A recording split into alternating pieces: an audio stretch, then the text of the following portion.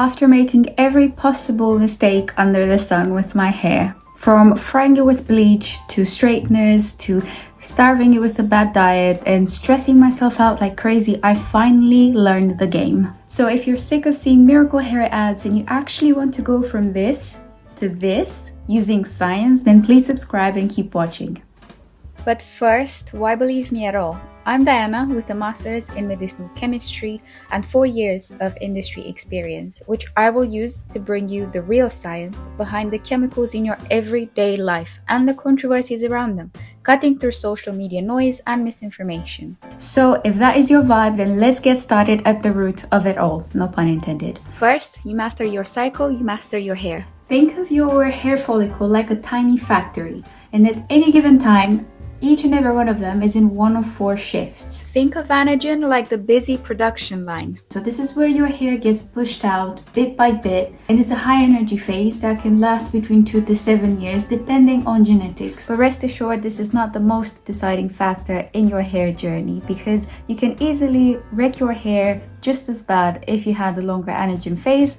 Trust me, I've been there. Because here's the catch. At this stage, your hair is also at its most fragile state, so actually bleaching it or destroying it with perms or heat treatments, well, it's like throwing off a bomb in the middle of the production line. Because at this stage, the follicle can get inflamed, the strand of hair will weaken, and sometimes the machinery breaks for good. And that means no growth at all, or thinner hair. Even tight hairstyles such as ponytails can put a lot of strain on your hair at this stage, but we will look into healthier hairstyles later.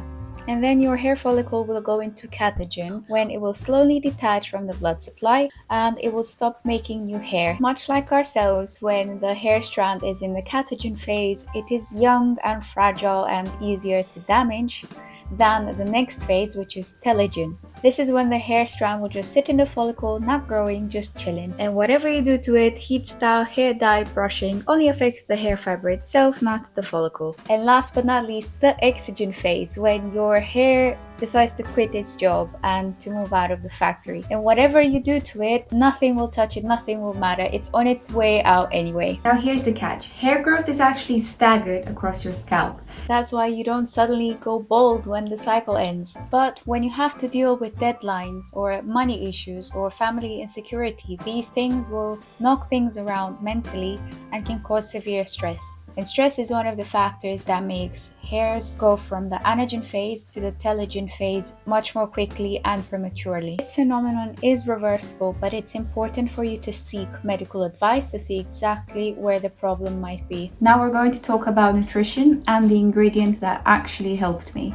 When you are lacking something in your diet, this will show up on your face and on your hair anyway. Now, when it comes to hair supplements, there are a few ingredients that don't get the hype they deserve online because, well, they wouldn't boost sales that much. So here it goes. Selenium will protect your follicle cells from oxidative stress, whereas zinc is actually crucial for DNA repair and also for regulating the oil glands around your follicles. But here's where my story took a turn. So a few years back, I was dealing with this horrible case of acne, and my dermatologist prescribed a supplement with zinc, selenium, but also lactoferrin.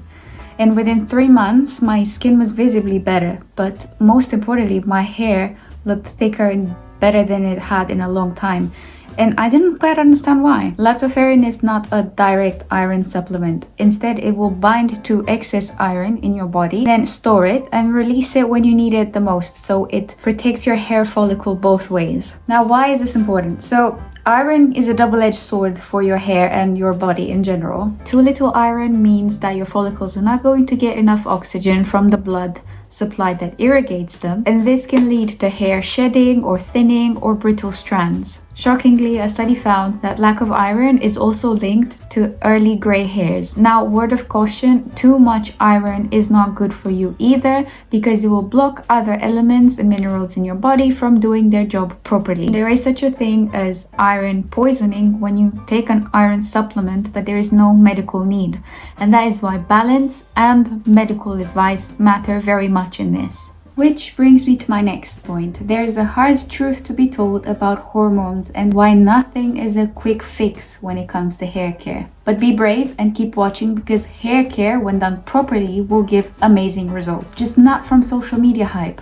I'm going to give you one example of many. So, there was a study about the positive effects of pumpkin seed oil on alopecia, and this trend blew up on social media and everyone is buying it. It is being marketed as a miracle fix for hair loss. But I bet you didn't know that in the same study, some of the data on frontal baldness wasn't even made public, despite the results being collected, and the study was too short to showcase what happens to hair in the colder months versus summer when hormones change. So having a broad picture and full transparency really matters if we're going to trust research like this. At least your lovely doctors will tell you that it doesn't work for everyone, only for the right patient after a proper diagnosis. And the danger is, without knowing which hormonal or medical factor impacts your hair loss, it could be thyroid related, it could be iron deficiency, it could be genetic alopecia, you will see loads of miracle quick fixes targeted at you and your wallet. Trust me, I've been there, buying every miracle hair oil on the market or supplement or gummies that promised me quick fix in a few months to my hair. It's just frustrating and expensive too. Here's the money I spent on products I hoped would work, which only lasted 1 to 2 months a year, versus the dermatologist fee and taking the right supplement for 3 months a year only. Oh, and by the way, the visit was in 2020 and I only had to pay for this advice once. Okay, enough doom and gloom. Now I'll let you think on it, and in the meantime, we're going to talk a little bit about the scalp microbiome and the goody bacteria that are sitting on your scalp as we speak. When this little community is protected, unbothered, moisturized, happy, and it's laying flourishing, then it will do its job and protect your scalp, protect the follicles, and keep dandruff at bay. If you try and destroy this community's balance with harsh chemicals, overwashing, using the wrong products, this can lead to inflammation, itchiness, weaker hair, dandruff. This is why balance in what you use really matters. So the ingredients that stand out and that you can buy over the counter are caffeine and ceramides, and they work together kind of like Deadpool and Wolverine for the greater good of your hair follicles and your scalp cells. Caffeine can penetrate your follicles and boost blood flow to them, and ceramides are the waxy fats that work to protect the barrier of your skin cells at the scalp level. So having a surplus of these is actually really beneficial, because if you've already wrecked your scalp like I did using the wrong products, this will help to lock in moisture and make sure that you have a healthy environment for growing your hair. And the best part is that you don't need to buy so many products that your shelf will break down. There are companies already combining them into one product, so you don't need to think too much on the formulation.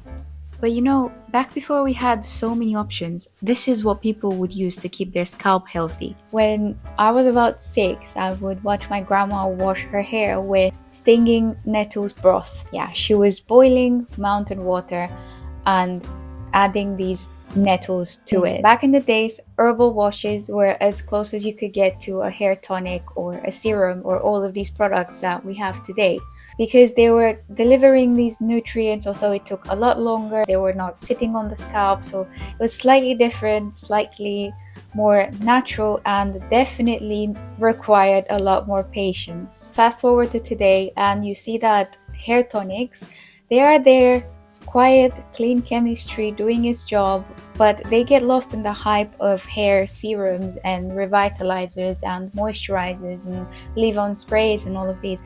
And I'd really like to see the chemistry of hair tonics just being more out there and showing to people that clean chemistry still works. I'm not saying hair tonics today are innocent or their formulations are perfect, but one thing that I did notice is that the fragrance that they often have comes from the essential oils that are already present in the formulation. If you want stronger, healthier hair, you will need to care for your scalp microbiome as well. You need to choose ingredients that work with it, not against it. Which gets me to my next point: what you need to avoid when you go shopping for your shampoo. Despite the hype online that sulfates have miraculously become good for your hair, you need to know a simple fact. Sulfates are a broad family of chemicals which share this iron.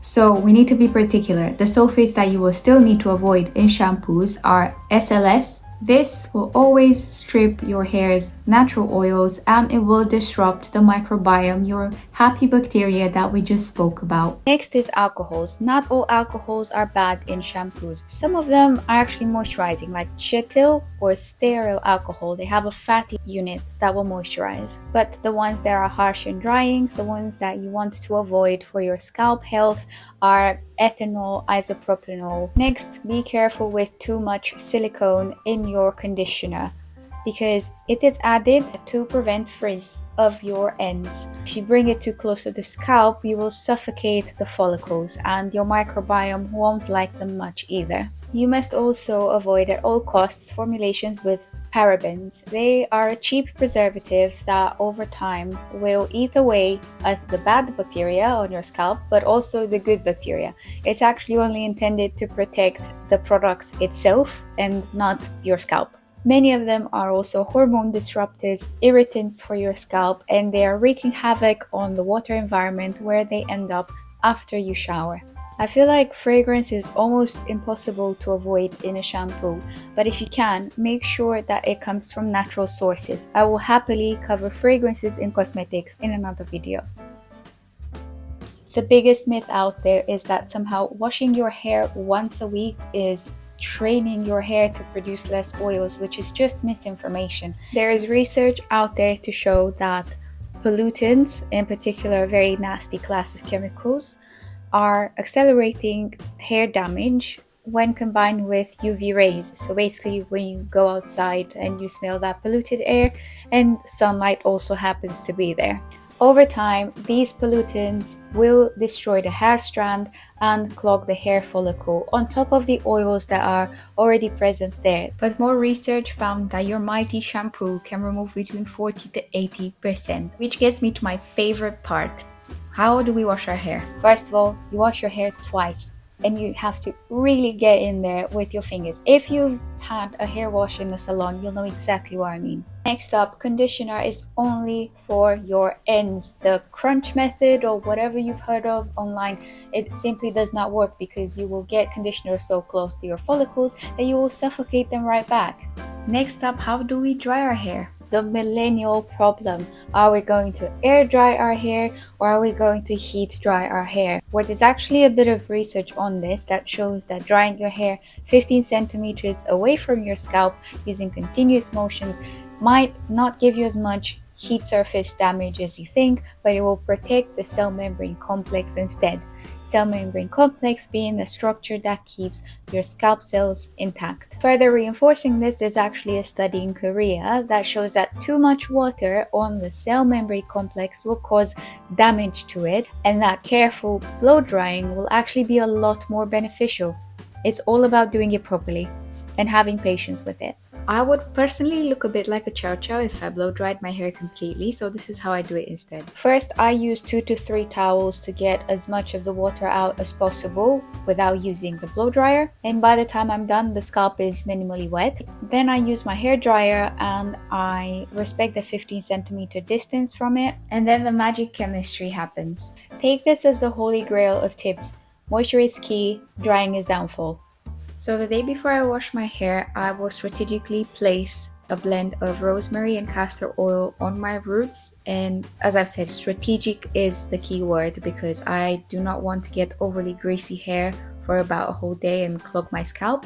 I only put this oil in the areas where I knew I had really bad hair loss. You must never use rosemary oil on its own because it's an essential oil and it's an irritant, so you must combine it with a carrier oil such as castor oil or sweet almond oil, and these will help to carry the good properties of rosemary oil to your scalp. And some of those properties are calming your scalp and improving blood flow to your hair follicles. The day after I oil my roots, I follow all the hair wash tips that I've just talked about, and then I use 3 products, but the order in which I use these products is really important. When my scalp is slightly damp, I will spray a hair tonic on them, and then I put a leave-in conditioner on my mid-lengths. Now, it's a known fact that hair will lose moisture from the tip upwards, so it's very important that I moisturize my tips, the tips of the tips, every day until the next hair wash day with castor oil or coconut oil, and this will help to lock in moisture and it does not get greasy. Now the next bit really is make or break for your hair. Chances are if you've gone through this whole video and you're not going to look after what I'm about to say, then all of this effort will be in vain. So hairstyles are very important on a daily basis and they're a make or break in your hair journey. We are generally used to having it up all the time and it just feels uncomfortable and inefficient to have it down. But you will find ways in your everyday life to build this and just let it be. But I will never recommend that you wear your hair in a bun like this, because most of your hair weight is in the wrong place. Try it like this instead with less tension on your scalp. If you really like a ponytail, try to loosen it up a little bit or avoid it altogether, because if you have it too tight, over time it will lead to traction alopecia. Small changes like this, they will protect your hair, put less tension on the hair fiber, and they will not compromise the style. So that's it for today. Remember, hair growth is not a quick fix. It really takes a minute to look at yourself and think, what have I done to my hair? Or what is happening in my body. I wasn't going to include initially and doesn't really fit anywhere, but I don't want people that are struggling with genetic alopecia or have to take anti-cancer drugs, which obviously they target fast dividing cells such as hair cells. I don't want you to think that this video is a slap in the face, but if you are struggling with alopecia, PCOS or chemotherapy, I just wanted to say that you are braver than you need to be, and I will make no attempts to sell you a miracle in a bottle. And hey, if you want to see more atomic truths, then please subscribe for more content. Thank you very much for listening and I will see you next time.